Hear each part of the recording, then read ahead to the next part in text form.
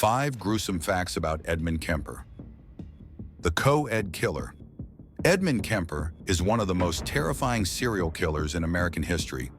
Between 1964 and 1973, he murdered 10 people, including female hitchhikers, his grandparents, and his own mother. Born on December 18, 1948, in Burbank, California, Kemper had a difficult childhood. After his parents divorced, he lived with his abusive mother, who locked him in a dark basement at night while his sisters played upstairs. She hated him because he looked like his father, and he never forgot it.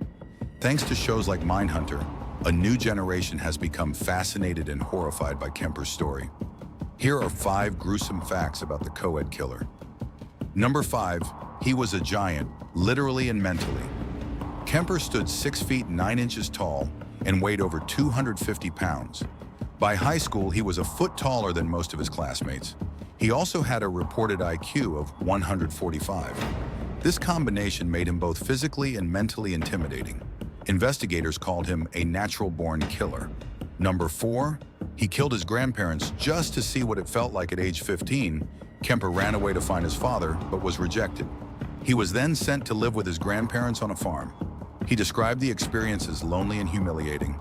He said his grandmother constantly insulted him and his grandfather. In August 1964, he shot and killed his grandmother in the kitchen. When his grandfather returned, he shot him too. When police asked why, he said, "I just wanted to see what it felt like to shoot grandma." Number 3, he used tricks to make victims feel safe. After being released from a mental hospital, Kemper applied to become a state trooper, but was rejected because of his size. Feeling bored and directionless, he began picking up female hitchhikers in California. He would trick them into trusting him by acting like he was in a hurry. He would check his watch and sigh to seem rushed and harmless.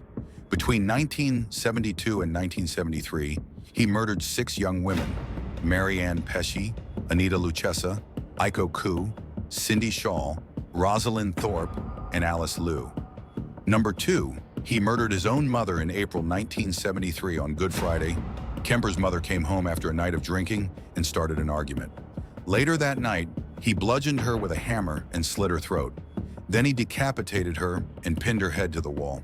He screamed at it for an hour and threw darts at it. He buried her head in the backyard. He later admitted that all of his victims reminded him of his mother. He strangled them, then often decapitated and dismembered their bodies. Some of the heads he kept as trophies. Number 1, he's still alive and has no plans to leave prison.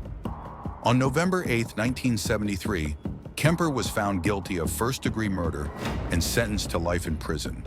He is still incarcerated at the California Medical Facility. Since the 1970s, he has recorded thousands of hours of audiobooks for the blind. He has narrated books like Flowers in the Attic and The Glass Key. He even received awards for his recordings, but Kemper has never shown interest in leaving prison. His lawyer once said, "He knows no one will ever let him out, and he's fine with that." Now in his 70s, Edmund Kemper is still alive and still locked away, but his story continues to haunt those who hear it.